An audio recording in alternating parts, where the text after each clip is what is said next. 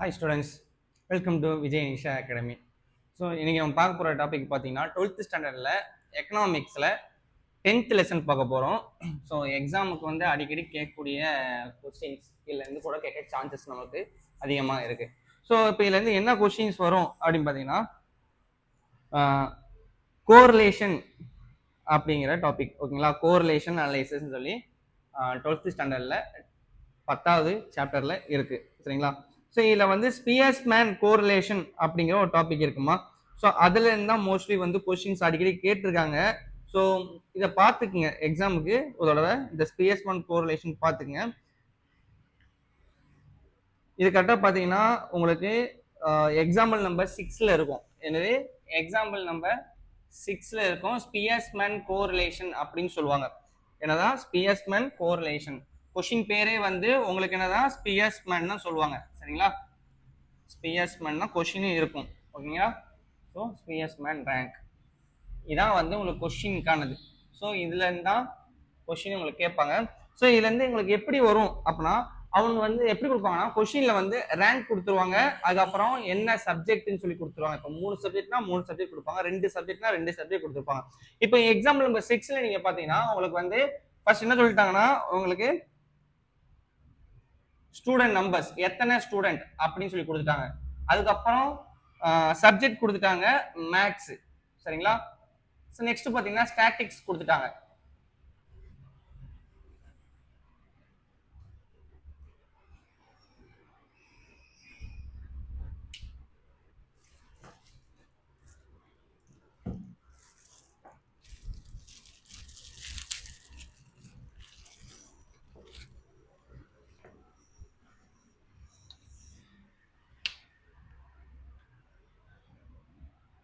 Statics கொடுத்துட்டாங்க.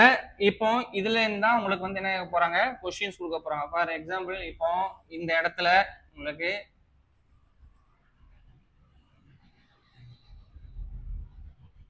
Okay students கொடுத்துட்டாங்க, 1ல இருந்து 10 வரையும் கொடுத்துட்டாங்க, சரிங்களா?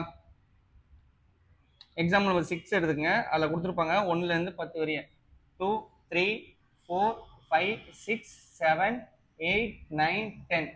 ஸோ இந்த 10 கொஸ்டின்ஸ் கொடுத்துறாங்க. இதை பேஸ் பண்ணி தான் நீங்கள் ஆன்சர்ஸ் எழுத போகிறீங்க, சரிங்களா?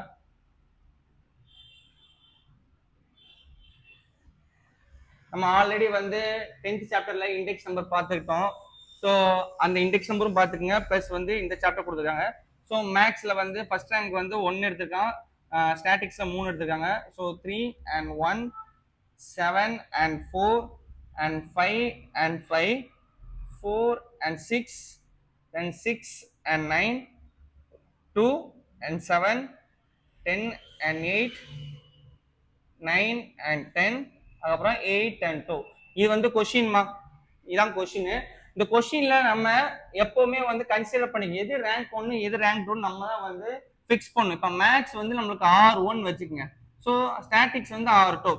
ஸோ எக்ஸாம் பாயிண்ட் ஆஃப் பார்க்கும்போது உங்களுக்கு ஃபர்ஸ்ட் ஒரு ஃபார்முலா மக்கப் பண்ற மாதிரி இருக்கும். நீங்க இந்த ஸ்பியர்ஸ்மேன் ரேங்க்ல, அதாவது rank equal to 1 minus 6 sigma b square divided by n into n square minus 1.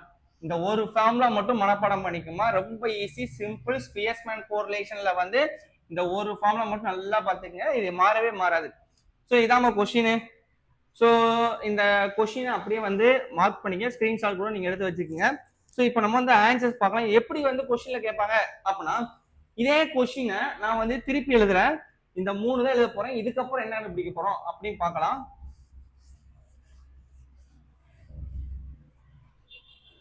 So example number 6ல ஸ்பியர்ஸ்மேன் கோரிலேஷன்ல வேற ஒண்ணுமே இல்லை, நான் எழுதின அந்த 3 கொஸ்டின்ஸை வந்து நான் அப்படியே வந்து எடுத்து எழுத போறேன், சரிங்களா? எந்த ஒரு வித்தியாசமும் கிடையாது.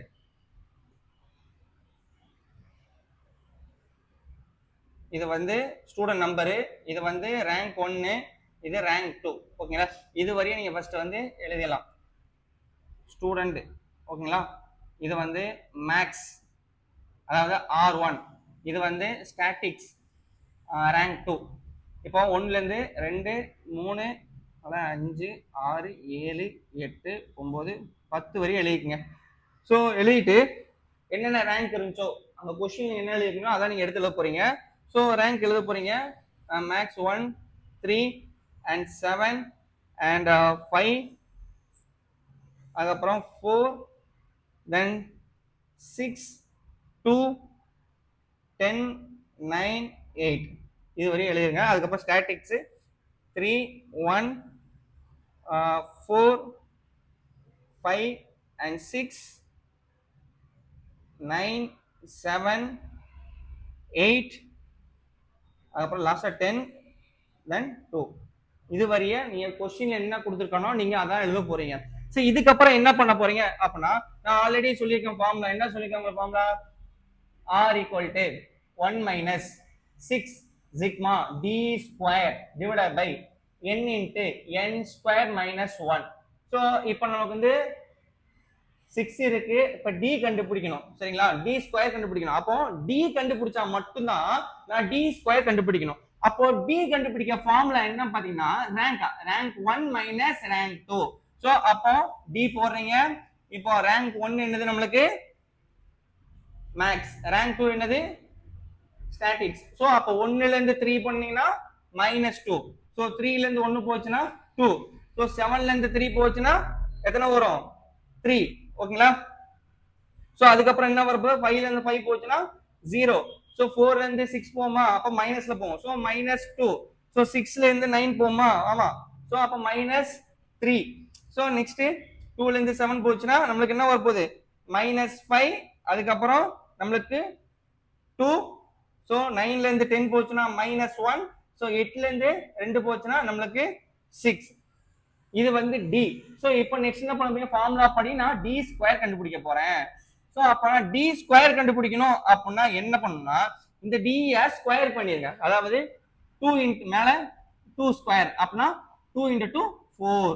ஸோ மைனஸ்ல இருந்தா நீங்க என்ன பண்ணணும்? d ஸ்கொயர் கண்டுபிடிக்கும் போது பிளஸ் தான் போடணும். அப்ப 2 × 2 4, 3 × 3 9 ஸ்கொயர் பண்றோம். சரிங்களா? இப்ப 2 ஸ்கொயர் இருக்கும். சரிங்களா? அப்ப 2 ஸ்கொயர் தான் என்ன வரும்? 4 வரப்போகுது. அப்ப இங்க 3 ஸ்கொயர்னா 3 × 3 9. ஸோ நெக்ஸ்ட் 5 × 5 என்னது? 25. 2 × 2 4.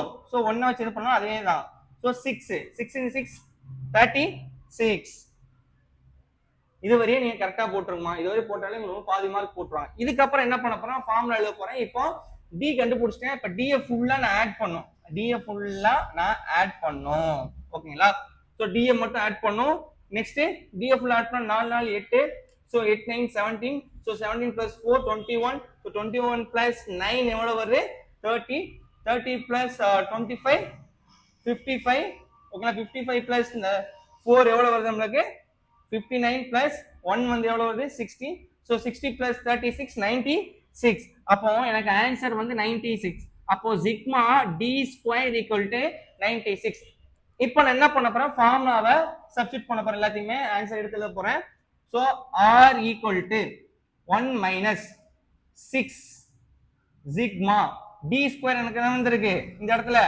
அப்போ எனக்கு சிக்மா போடாம என்ன பண்ணும்? பிராக்கெட்ல 96 டிவைடட் பை என்ன டோட்டல் நம்பர் ஆஃப் ஸ்டூடெண்ட்ஸ். மொத்தம் எத்தனை பேர் இருக்காங்க? n வந்து 10 பேர் இருக்காங்க. ஸோ அப்போ டோட்டல் நம்பர் ஆஃப் 10. ஸோ அப்போ நான் n வந்து 10 போட்டுறேன். அதுக்கப்புறம் n ஸ்கொயர் கொடுத்துருக்கான். அப்போ n ஸ்கொயர்னா என்ன வரும்? 10. n வந்து என்னன்னா அப்போ 10 ஸ்கொயர் மைனஸ் 1. ஸோ இப்போ நம்ம தனியாக இடத்துல எழுதலாமா?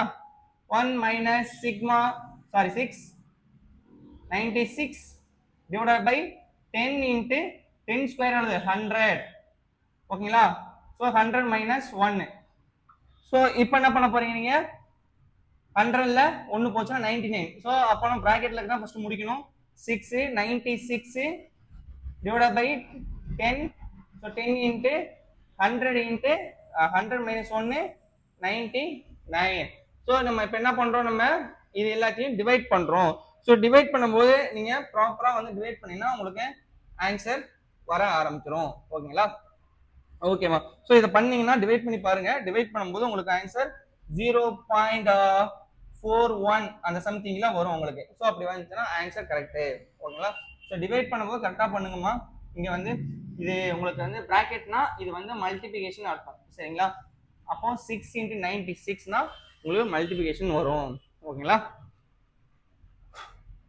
மற்றபடி இந்த சம் போட்டீங்கன்னா உங்களுக்கு வந்து வரக்கூடிய மார்க் வந்து 6 மார்க்ஸ் வரும். இது கேட்டாங்கன்னா ஈஸியா ஆன்சர் பண்ணலாம். இந்த டிவிஷன்ல நம்ம ரொம்ப முக்கியம். இதை மட்டும் கரெக்டா பண்ணுங்க. நீங்க இதுவரையும் நீங்க கரெக்டா பண்ணிட்டாலே போதும், உங்களுக்கு வந்து 5 மார்க் கிட்ட போட்டுருவாங்க. ஃபைனலா வந்து இந்த ஆன்சர் மட்டும் கரெக்டா போடணும். போட்டீங்கன்னா உங்களுக்கு ஃபுல் மார்க் போட்டுருவாங்க.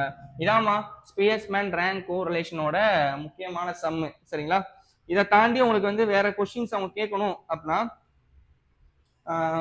இதே பேட்டர்ன்ல உங்களுக்கு என்ன கொடுக்கலாம், எக்ஸாம்பிள் நம்பர் 7. ஸோ இதை வந்து ரீட் பண்ணிடுறேன். அதே ஸ்பியர்ஸ்மேன் கோரிலேஷன் தான். எக்ஸாம்பிள் நம்பர் 7ல பாருங்க. இதுக்கு முன்னாடி கொஸ்டின்ல வந்து நமக்கு என்ன கொடுத்துருந்தான், நமக்கு இதுக்கு முன்னாடி உள்ள கொஸ்டின்ல ரேங்க் கொடுத்துருந்தான். இப்போ எக்ஸாம்பிள் நம்பர் 7ல பாத்தீங்கன்னா உங்களுக்கு ரேங்க் கொடுக்க மாட்டான். ஒன்லி வந்து ஸ்டூடெண்ட்ஸோட சப்ஜெக்ட் மட்டும் கொடுத்துருப்பான். இங்க என்ன பண்ணோம், நம்ம ரேங்க் வந்து கொடுக்குற மாதிரி இருக்கும். ஸோ அப்போ ஒரிஜினல் வந்து ஃபார்முலா என்னன்னு பாத்தீங்கன்னா ரேங்க் ஈக்குவல் டு 1 மைனஸ் இங்க என்ன பண்ணுவோம், sigma D 6 sigma D square divide by n plus n into n square minus 1 தான் போடுவோம். இது வந்து நார்மல் ஃபர்ஸ்ட் மெத்தடுக்கு யூஸ் பண்ணும். ரேங்க் கொடுத்தாங்கன்னா இந்த மெத்தட் யூஸ் பண்ணணும். ரேங்க் கொடுக்கலைன்னா என்ன மெத்தட் யூஸ் பண்ணணும் நான் சொல்றேன். ஃபர்ஸ்ட் क्वेश्चन எழுதிடலாம். இப்போ கொடுத்துட்டாங்க. இப்போ நம்ம ரேங்க் தான் கண்டுபிடிக்க போறோம். क्वेश्चन வந்து கொடுத்துருவான்.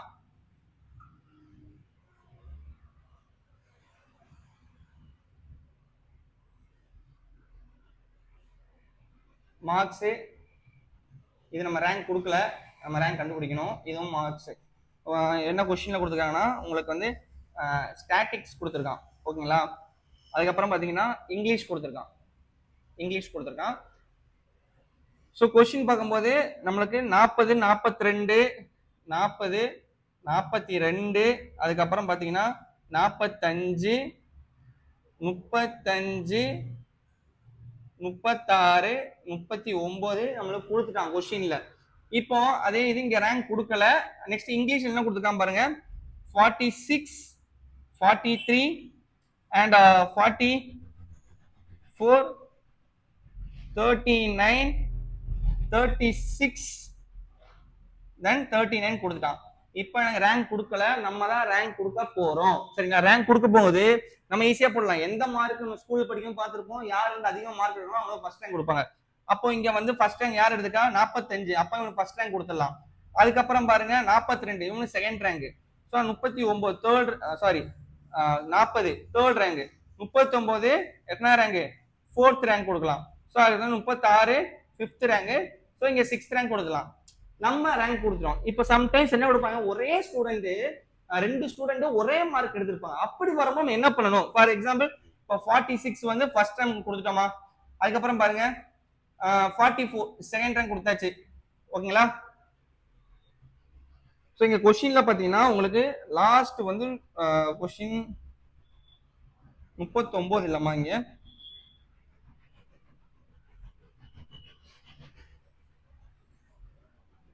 கொஸ்டின் மட்டும் கொஞ்சம் கரெக்டா எழுதிக்கங்க. 46 43 44 and 39 and 40 அதுக்கப்புறம் 43. ஓகேங்களா? சரி, இப்போ வந்து ஒரு ஸ்டூடெண்ட் வந்து ஃபர்ஸ்ட் ரேங்க் கொடுத்துட்டோம், செகண்ட் ரேங்க் கொடுத்துட்டோம். இப்போ தேர்ட் ரேங்க் நான் கொடுக்க போறேன். அப்போ தேர்ட் ரேங்க் கொடுக்கும்போது 2 பேர் 43 எடுத்துக்காங்க. அப்பனா third rank and fourth rank இந்த 2 ரேங்க் அடி வாங்கும். சரிங்களா? அப்போ இந்த 2 பேர் அடி வாங்கும் போது என்ன பண்ணணும், நம்ம third rank and fourth rank இந்த ரெண்டுக்கும் பிட்வீன்ல யார் இருக்கா, 3.5 இருக்கு. சரிங்களா? அப்போ இந்த பர்சனுக்கு 3.5 ரேங்க் கொடுக்குறேன், தென் இந்த பர்சனுக்கு 3.5 கொடுக்குறேன். ஏன்னா தேர்ட் ரேங்க் ஒருத்தர் எடுப்பான், ஃபோர்த் ரேங்க் எடுத்திருப்பான். ஸோ அந்த 2 பேருக்கும் இடையில போட்டாச்சு. சரிங்களா? அப்போ நெக்ஸ்ட் யார் இருக்கா, ஃபோர்த் ரேங்க் வராது, ஏன்னா கொடுத்தாச்சு நம்ம. நெக்ஸ்ட் 5th ரேங்க் கொடுக்குறோம். So 5th rank and 6th rank. இதாமா பேட்டர்ன். ஓகேங்களா? இதுவரையும் நீ போட்டாலே போதும், கரெக்ட். ஸோ அதுக்கப்புறம் என்ன பண்ணுவாங்க, நம்ம இது ரேங்க் 2 இது ரேங்க் 1. நம்ம என்ன படிப்போம், டி கண்டுபிடிப்போமா. டி கண்டுபிடிக்க ஃபார்முலா என்ன சொன்னேன், R1 மைனஸ் R2 போடலாம். 3 மைனஸ் 1 2 தென் 2 மைனஸ் 3.5 என்ன வரும், 2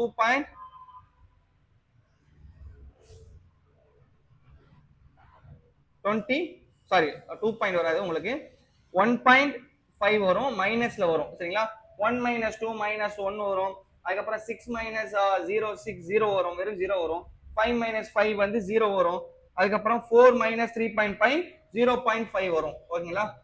இது வந்து டி கண்டுபிடிக்கிறதுமா. ஸோ டி கண்டுபிடிச்சிட்டு இப்போ என்ன செய்யணும், டி ஸ்கொயர் பண்ணணும். ஸோ அப்படியே ஸ்கொயர் பண்ணுங்க.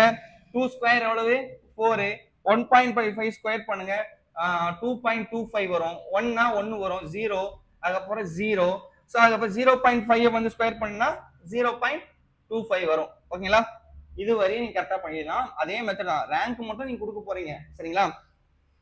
இப்போ நார்மலா வந்து இந்த பேட்டர்ன்ல வரும்போது ஃபார்முலா எப்படி இருக்கும் பாத்தீங்கன்னா உங்களுக்கு ஓகே, r equal to ஓகேங்களா 1 minus 6 sigma d square plus 1/12 ஓகேங்களா 1/12 m1 m cube கீழே வந்து m1 ஓகேங்களா மைனஸ் m1 ஓகேங்களா. இந்த ஃபார்ம்ல தான் யூஸ் பண்ற மாதிரி இருக்கும். ஃபைனலா என்ன பண்ணேன், இதை மட்டும் மக்கப் பண்ணிக்குமா n ஸ்கொயர் மைனஸ் 1. ஸோ இதை அப்படியே வந்து எடுத்து நம்ம எழுதிடலாமா. இப்போ ஃபர்ஸ்ட் என்ன பண்ணும், டி ஸ்கொயர் நான் ஆட் பண்ண சொல்லியிருக்கேன் ஃபுல்லாவே. ஸோ ஆட் பண்ணுங்க. 4 plus 1 எவ்வளோ 5. ஸோ 5 plus 2 எவ்வளோ 6 7. ஸோ 7 plus 25 இருக்கு. அப்போ ஆன்சர் என்ன வரும் 8 வர ஆரம்பிச்சிடும் நம்மளுக்கு. ஓகேங்களா?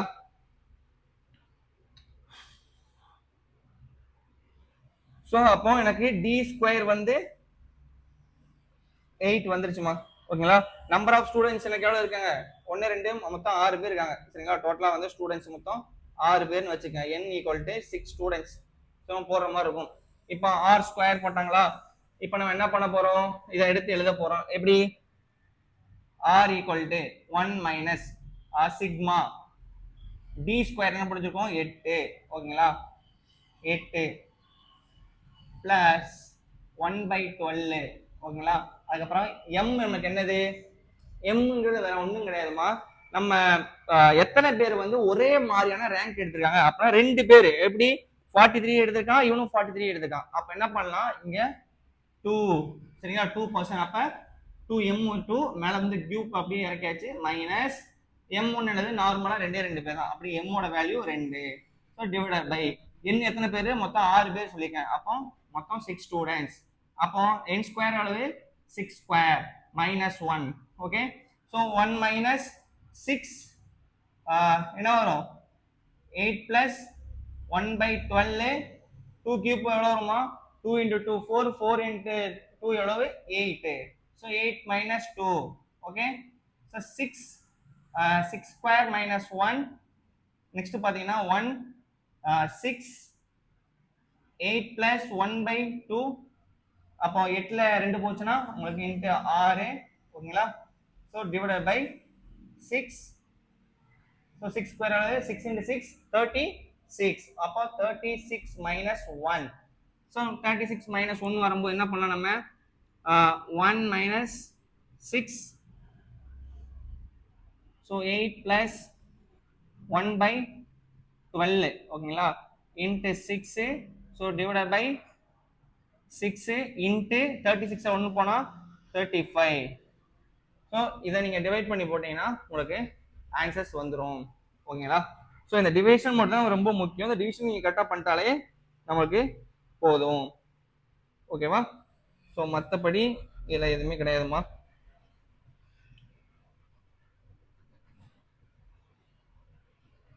வேற ஏதாவது சேஞ்சஸ் பண்ணும்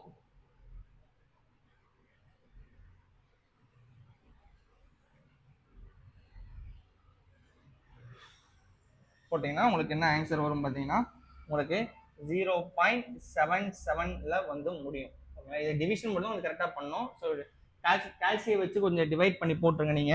சரிங்களா? மற்றபடி இந்த லெசன்ல இருந்து வேற கொஸ்டின்ஸ் வருமா அப்படின்னு கேட்டா இதான் ஸ்பேஸ்மேன் கோரிலேஷன் கேட்டா இந்த 2 மெத்தட் தான், இதை தாண்டி வராது. ஸோ இதை நல்லா படிச்சுக்கோமா. எக்ஸாம் எழுத கொஞ்சம் கிளியரா புரிஞ்சு எழுதுங்க. கால்குலேஷன் ரொம்ப முக்கியம். இந்த ஃபார்மெட் மட்டும் நான் சொன்னதை திரும்பி ரிப்பீட்டா வந்து போட்டு பாருங்க, கிளியரா உங்களுக்கு புரியும். ஸோ லாஸ்ட்ல மட்டும் நீங்க வந்து கால்சியம் வச்சு டிவைட் பண்ணுங்க, ரொம்ப ஈஸியா தான் இருக்கும். சரிங்களா? ஸோ போர்ட் மாஸ் ரூல் தான் யூஸ் பண்ணுவீங்க. நம்ம ஃபர்ஸ்ட் பிராக்கெட்டை வந்து க்ளோஸ் பண்ணணும். ஸோ பிராக்கெட்டை க்ளோஸ் பண்ணதுக்கப்புறம் நம்ம டிவிஷனை யூஸ் பண்ணணும். சரிங்களா? அதுக்கப்புறம் வந்து ஆட் பண்ணணும், அதுக்கப்புறம் மைனஸ் பண்ற மாதிரி வரும் உங்களுக்கு. ஸோ கரெக்டாக பண்ணுங்க, உங்களுக்கு ஆன்சர் வந்துடும். சரிங்களா? ஸோ மற்றபடி வேற எதுவுமே இல்லைம்மா.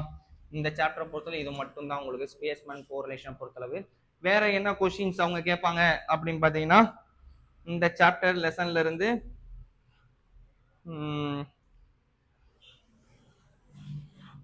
ஸ்காட்டர் பிளாட் அப்படின்னு ஒரு கொஸ்டின் இருக்கு சரிங்களா, இதை அழிச்சிடலாம், நோட் பண்ணிக்கங்க.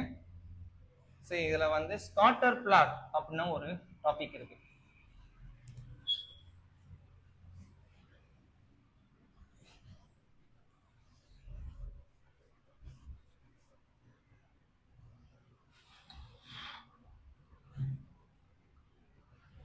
ஸ்காட்டர் பிளாட். ஸோ இதுல வந்து பாத்தீங்கன்னா மொத்தம் உங்களுக்கு வந்து ஒரு 6-7 இது இருக்கும் சரிங்களா, 7 கோரிலேஷன் கொடுத்துருப்பாங்க. இந்த 7 கோரிலேஷன்ல கீழே வந்து உங்களுக்கு இமேஜை கொடுத்துருவான் சரிங்களா. அந்த இமேஜ் வந்து பாசிட்டிவா நெகட்டிவா இருக்கும். பேஜ் நம்பர் பாத்தீங்கன்னா 186ல இருக்கும். அதுல வந்து இந்த மாதிரி ஒரு இமேஜை கொடுத்துருப்பான் சரிங்க, டாட் டாட்டா கொடுத்துருப்பான் சரிங்களா. இப்ப வேற எப்படி பார்த்தாலும் இப்படி ஒரு இமேஜ் கொடுத்துட்டு இதை சுத்தி வந்து புள்ளி புள்ளி புள்ளி புள்ளி புள்ளியா வச்சு கொடுத்துருப்பான். ஒரு கோட் இருக்கும் இதை பொறுத்தளவு. அதுக்கப்புறம் பாத்தீங்கன்னா இந்த மாதிரி இமேஜ் கொடுத்துருப்பான். இது வந்து லாஸ்ட் டைம் எக்ஸாம்ல இது வந்து ஓவல் ஷேப்ல இருக்கும், இந்த மாதிரி கொடுத்துருப்பான் ஓகேங்களா. நெக்ஸ்ட் பாத்தீங்கன்னா இதை இந்த பக்கம் போட்டு இது நெகட்டிவ், இந்த ரைட் சைட்ல போனா இது பாசிட்டிவ், இப்படி இந்த சைடு போனா இது நெகட்டிவ் ஓகேங்களா. இது ரைட் சைட்ல போனா இது பாசிட்டிவ், இது வந்து போனா பாசிட்டிவ். ஸோ இப்படி படம் போனாலே உங்களுக்கு இந்த சைடு போனாலே இது வந்து நெகட்டிவ். ஸோ இதுல என்ன டிஃபரன்ஸ் இருக்கு அப்படின்னு நீங்க பாத்தீங்கன்னா, இது வந்து உங்களுக்கு பெர்ஃபெக்ட் பாசிட்டிவ் கோரிலேஷன்னா ஒரு கோடு மட்டும் ரைட் சைட்ல போனா பெர்ஃபெக்ட்னு சொல்லுவாங்க, ஒரு சைட்ல மட்டும் கோடு போனா அது பெர்ஃபெக்ட் பாசிட்டிவ் கோரிலேஷன் சொல்லுவாங்க. அதே மாதிரி இந்த மாதிரி நான் சொல்றேன் பாத்தீங்களா, பக்கத்துல போகும் இந்த மாதிரி இமேஜ் ஒரு ஒரே சைட்ல போட்டிருக்கோம். இது வந்து பாத்தீங்கன்னா ஹை டிகிரின்னு சொல்லுவாங்க. என்னது ஹை டிகிரின்னு சொல்லுவாங்க, ஹை டிகிரி பாசிட்டிவ் கோரிலேஷன் சொல்லுவாங்க ஓகேங்களா. ஸோ இந்த மாதிரி முட்டை சைஸ்ல உங்களுக்கு இருந்துச்சு அப்படின்னா லோ டிகிரின்னு சொல்லுவாங்க. முட்டை சைஸ்ல இருக்குன்னா அது லோ டிகிரி சரிங்களா. வேற இதே இது லோ டிகிரின்னு சொல்லிட்டேன், லோ டிகிரில பாசிட்டிவ். இதே முட்டை சைஸ்ல இது லெஃப்ட் சைடு ஆக்ல போய் முட்டை சைஸ்ல இருந்துச்சுன்னா இது நெகட்டிவ், லோ டிகிரில நெகட்டிவ். இதே இது இந்த சைடு போய் பக்கத்திலேயே வந்து உங்களுக்கு முட்டை விழுந்துச்சுன்னா அது வந்து உங்களுக்கு பாசிட்டிவ்ல இருக்கும், பாசிட்டிவ்ல ஹை டிகிரி அப்படின்னு வந்து நீங்க நோட் பண்ற மாதிரி இருக்கும் சரிங்களா. இது பெர்ஃபெக்ட் பாசிட்டிவ், இது வந்து பெர்ஃபெக்ட் நெகட்டிவ் ஓகேங்களா. ஸோ லாஸ்ட் ஒன்று பாத்தீங்கன்னா எதுவுமே இருக்காது. ஸோ 7th ஒன் எதுவுமே இருக்காது, சும்மா இந்த மாதிரி கோடு போட்டிருப்பான். அப்பனா இந்த இடம் நோ கோரிலேஷன் அப்படின்னு சொல்லி எழுதணும். இது வந்து ஒன் வேல கேட்பாங்கம்மா, ஜஸ்ட் இமேஜ் மட்டும் கொடுத்துட்டு இந்த மாதிரி பண்ணுங்க கேட்பாங்க. லாஸ்ட் டைம் கேட்டிருக்காங்க, இந்த தடவை கேட்டாங்க லக்கு தான் உங்களுக்கு சரிங்களா. வேற என்ன கொஸ்டின்ஸ் கேட்பாங்க அப்படின்னா, காரல் பியர்சன்